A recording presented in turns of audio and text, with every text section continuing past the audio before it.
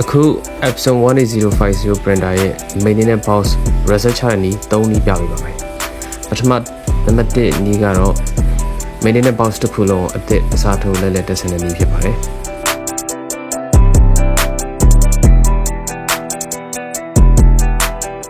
နံပါတ်2ဒုတိယနည်းကတော့ hardware device ကိုအသုံးပြုပြီး maintenance box ကို reset ချတဲ့နည်းဖြစ်ပါတယ်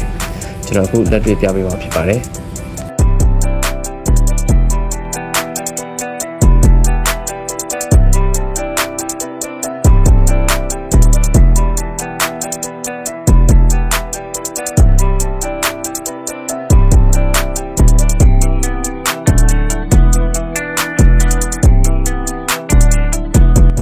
နံပါတ်3တတိယနည်းကတော့ maintenance box မှာပါတဲ့ chips ပြားကို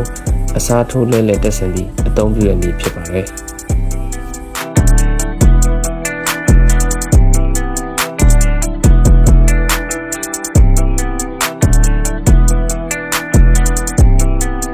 ဒီလို chips ပြားကိုအစားထိုးလဲတက်ဆင်ကြတာပဲဖြစ်ဖြစ်